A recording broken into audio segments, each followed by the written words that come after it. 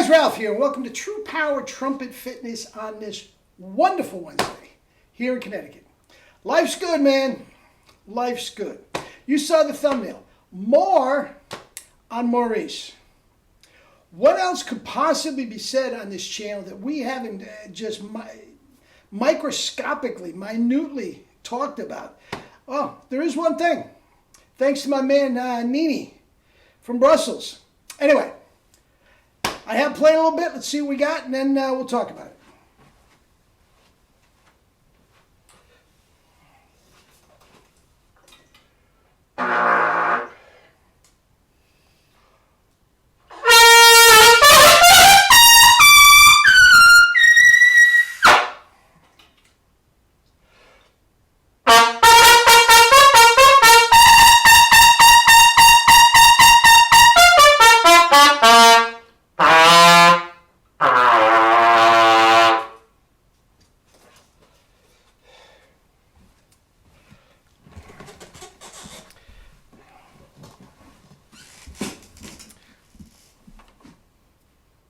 Hellacious double C's,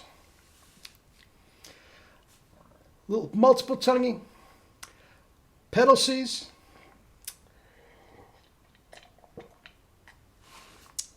single pedals, and I'm not a big fan of those. Anyway, I'm going to leave a link down below, and it came from my man Nini in Brussels, the real muscles from Brussels. Jean-Claude Van Damme has nothing on this guy, my man Nini. Anyway, it's interesting that he brought this up because Jerry and I talked about this, I'm going to say 35 years ago. Yeah.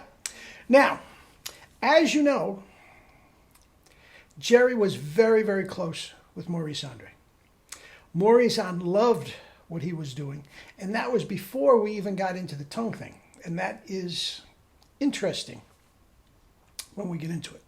But he loved Jerry's stuff, and so much that he sent his only son to come and study with him. Now, of all the extraordinary things that Jerry's done in his career, you know, the high notes and the books and DVDs and all this sort of stuff, I think that is probably his greatest achievement. Can you imagine the greatest trumpet player that ever lived? Mel, whatever. Sending his son? I mean, pretty much throwing up his hands at the son's chops and sending him to you? Now, it never turned the younger Andre into a world-class trumpet player.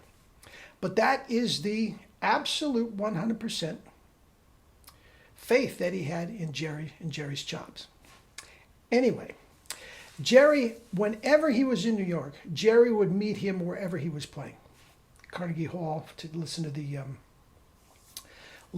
the rehearsal. Alice Tully, Avery Fisher, whatever the case, wherever venue he was playing, Jerry would meet him there, and they'd go have lunch and, you know, as best as they could do, communicate. Maurice did not speak a whole lot of great English.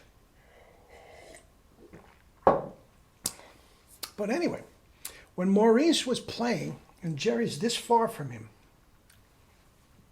he noticed, as you'll see in that, and what Nini noticed, and you'll see in that video down below, his bottom lip, and to a small extent, his entire chops, literally pulsated with every articulation to the point where the mouthpiece would actually bounce on his lips. Now, if you want to go put this on pause and go check it out, it's a very, very short little clip. I don't think it's even 3 minutes, okay? And you can see in the first minute what we're talking about, okay? And Nini wanted to know, without even being inside his mouth, can we attest to that he was using our chops, our tongue position? Now, first of all, he told us he was, so we got that. And we've seen him many times set up with this tongue right into the mouthpiece during the setup. Okay, so it was absolutely 100% a forward tongue. But here, if you look at it, now the cool thing is, if you look closely, to a certain degree, it stops as he gets into the higher register. You don't see it anymore. Okay? Now that's very, very simple. That is certainly his tongue. And when his chops are that relaxed in the lower register, yeah, you get that. Okay? But as he goes higher and the chops get thicker and firmer, it stops bouncing around. Okay? Now, the other phenomenon, if you want to call it that, we've all heard him playing. That doesn't cause a problem with his articulations one bit. I mean, his articulations are flawless. And you would think with the mouthpiece bouncing around like that, it'd be, no, not at all. Now, what do we take from this? That is absolutely 100%. Other than the fact that he told Jerry point blank, that's where his tongue is. That is perfect. Perfect that you can see. Yeah. Back in the day, before Jerry and I really got into the tongue thing, we would play for each other, and sure enough, both of us had a little bit of that in the low register. Okay? Now, if you can look at Harry James, whatever, he has none of it. Mel Broyles, as far as I can remember, had none of it. Doc, I've never seen it. Okay? So what do we take from this? Absolutely nothing. To try to emulate that makes no sense. To try to think we're doing something wrong because we don't do it makes no sense. I don't think it means a thing. It's just his personal physiology, DNA, whatever you want to call it, tongue and teeth structure and everything. You could see the pop.